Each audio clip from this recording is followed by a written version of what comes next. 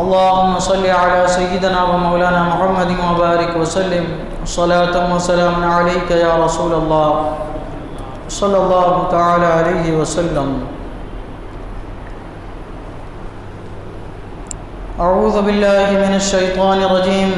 بسم الله الرحمن الرحيم. وَإِذْ زَيَّنَ لَهُمُ الشَّيْطَانُ أَعْمَالَهُمْ وَقَالَ لَا غَالِبَ لَكُمُ الْيَوْمَ مِنَ النَّاسِ وَإِنِّي جَارٌ لَكُمْ فَلَمَّا تَرَاءَتِ الْفِئَتَانِ نَكَصَ عَلَى عَقِبَيْهِ وَقَالَ إِنِّي بَرِيءٌ مِّنكُمْ إِنِّي أَرَىٰ مَا لَا تَرَوْنَ إِنِّي أَخَافُ اللَّهَ وَاللَّهُ شَدِيدُ الْعِقَابِ. اور جبکہ شیطان نے ان کی نگاہ میں ان کے کام بھلے کر دکھائے اور بولا آج تم پر کوئی شخص غالب آنے والا نہیں اور تم میری پناہ میں ہو، تو جب دونوں لشکر آمنے سامنے ہوئے الٹے پاؤں بھاگا اور بولا میں تم سے الگ ہوں، میں وہ دیکھتا ہوں جو تمہیں نظر نہیں آتا، میں اللہ سے ڈرتا ہوں اور اللہ کا عذاب سخت ہے.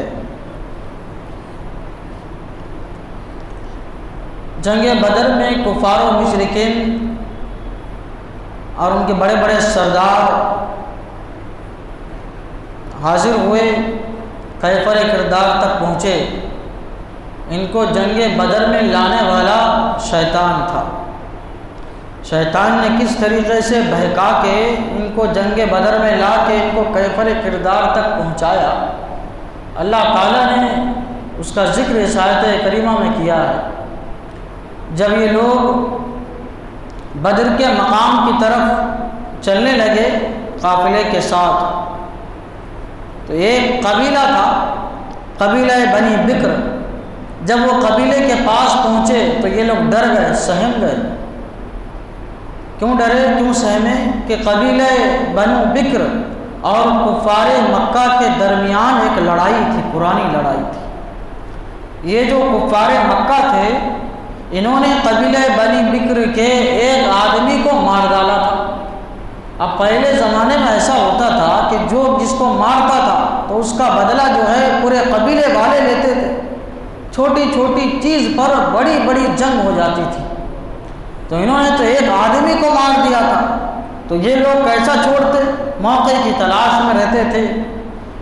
تو جب یہ قبیلہ بنی بکر کے پاس سے گزرے تو پھر ان کو خطرہ ہوا، ارے ہمیں تو ان کا خیال ہی نہیں آیا.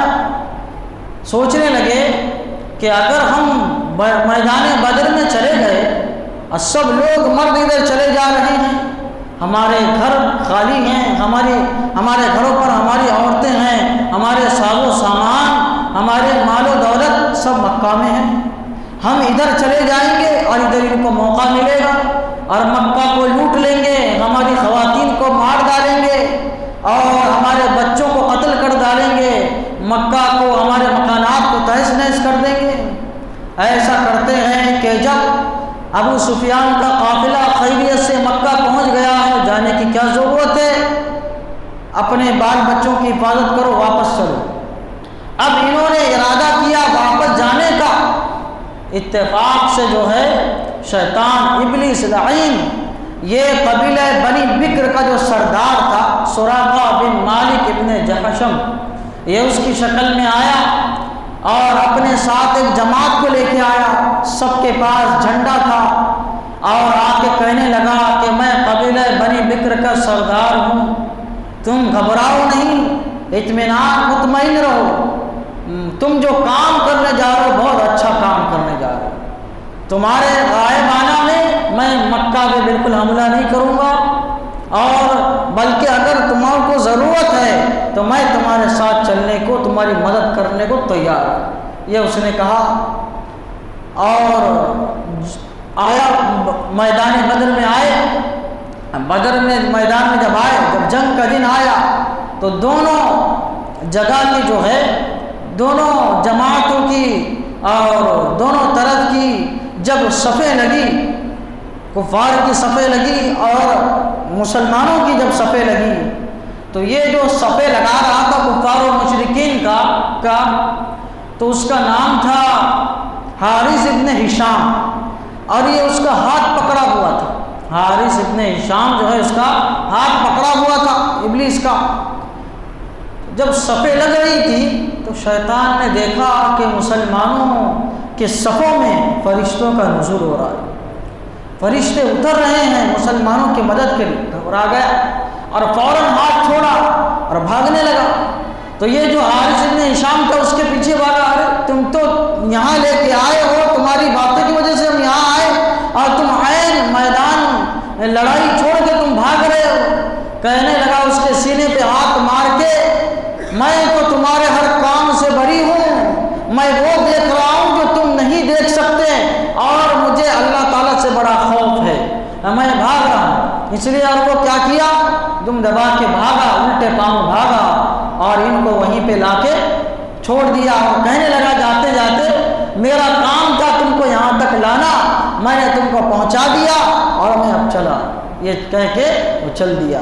تو اللہ تبارک و تعالیٰ اسی کا ذکر کرتے ہوئے یہاں پہ فرماتا ہے، اور جب کہ شیطان نے ان کی نگاہ میں ان کے کام بھلے کر کے دکھائے، شیطان ان کے پاس آیا، ایک تو وہ قبیلہ بنی بکر کے سردار کی شکل میں آیا اور ان کے کام بھلے کر کے دکھائے، ان کے سارے کام، ان کے برے عقیدے ان کو اچھے لگانے لگا، اور ان کے جو کام تھے برے کام وہ بھی، یعنی شراب پینا، ناچنا گانا، تکبر، غرور، جو یہ لے کے آئے تھے اپنے ساتھ میدان بدر میں، یہ اچھا بھلے کر کے دکھانے لگا۔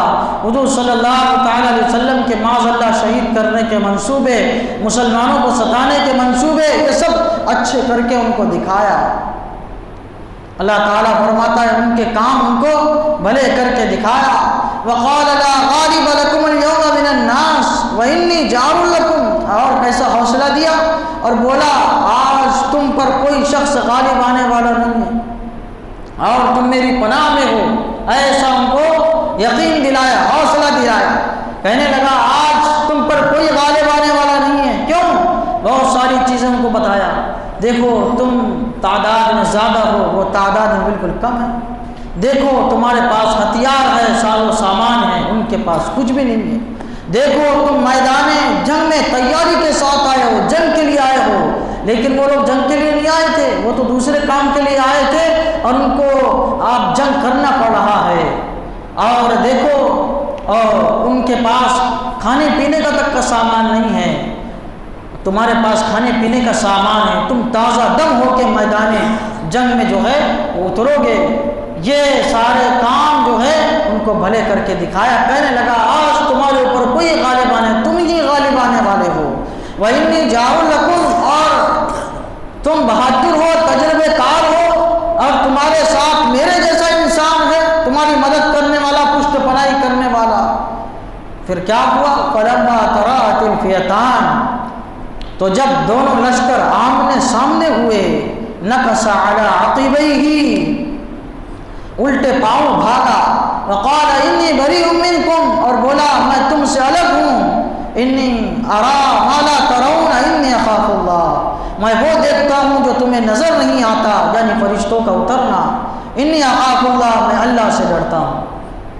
اللہ سے شیطان ڈرنے کا مطلب یہ ہے وہ مسلمان جیسا اللہ سے ڈرتا ہے وہ مطلب نہیں ہے، مسلمان اللہ سے ڈرتا ہے تو اس کے ایمان میں اضافہ ہوتا ہے، اس کے اعمال حسنہ میں اضافہ ہوتا ہے، متقی بنتا ہے، پرہیزگار بنتا ہے۔ جب ایک مسلمان اللہ سے ڈرتا ہے تب یہ کہہ رہا ہے میں اللہ سے ڈرتا ہوں، یعنی اللہ کی پکڑ سے ڈرتا ہوں، اللہ کے عذاب سے ڈرتا ہوں، اور میں فرشتوں کی مار سے ڈرتا ہوں، میں اپنی ہلاکت سے ڈر رہا ہوں کہ میں ہلاک ہو جاؤں گا، تمہارے ساتھ رہوں گا، فرشتے مجھے مار ڈالیں گے، میرا کام کیفر کردار تک پہنچ جائے گا، اور یہ ساری چیزیں کس کی طرف سے ہوگی؟